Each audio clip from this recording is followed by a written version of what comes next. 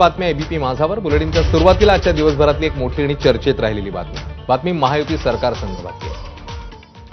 महायुती सरकारमध्ये आलबेल असल्याचा दावा करण्यात येत असला तरी प्रत्यक्षात मात्र सरकारमध्ये धुसफूस असल्याचं समोर येत आहे. केंद्रीय गृहमंत्री अमित शहा आणि एकनाथ शिंदे यांच्यामध्ये काल रात्री उशिरा पुण्यामध्ये एक बैठक झाली आहे. या बैठकीत निधी वाटपावरून झालेल्या चर्चेत एकनाथ शिंदेंनी खंत व्यक्त केल्याची माहिती सूत्रांनी दिली आहे. अर्थ खात्याकडून शिवसेना मंत्र्यांच्या आणि आमदारांच्या फाईल वेटिंगवर ठेवल्या जातात. ही बाब शिंदेंनी शहांच्या लक्षात आणून दिली असं सूत्रांचं म्हणणं आहे. अर्थ खात्याच्या अडसरामुळे शिवसेनेचे मंत्री आणि आमदार यांच्या विकास कामात अडथळा निर्माण होतोय अशी तक्रार देखील शिंदेंनी केल्याचं समजतंय. पण एकनाथ शिंदेंशी आपले संबंध चांगले आहेत, ते शहा यांच्याकडे अशी तक्रार करतील असं आपल्याला वाटत नाही, असा विश्वास उपमुख्यमंत्री अजित पवार यांनी व्यक्त केलाय.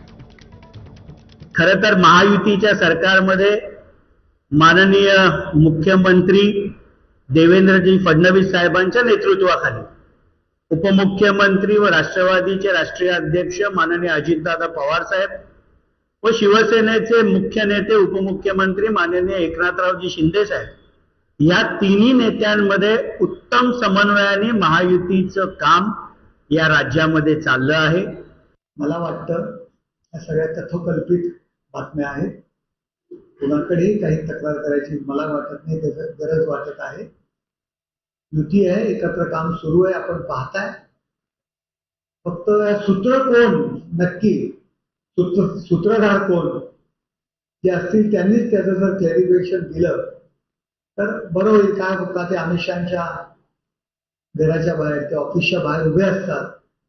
कोण कोणाची तक्रार करतं हे पाहण्याकरता ते उभे असतात. कदाचित त्यांना आपण जर विचारलं तर ते त्याच्यावरती जास्त चांगली प्रतिक्रिया देऊ शकतात.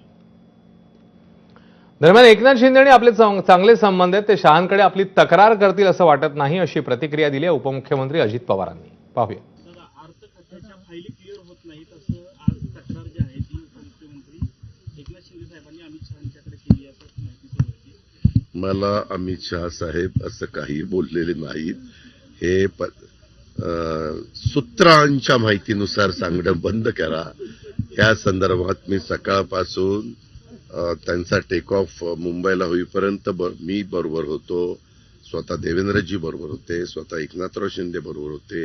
आणि एकनाथराव शिंदे साहेबांना काही सांगायचं असेल तर आमचे संबंध चांगले आहेत, त्याच्यामुळं ते तिकडं तक्रार करतील असं मला अजिबात वाटत नाही. जर काही असेल तर ते डायरेक्ट माझ्याशी बोलतील, सीएमशी बोलतील.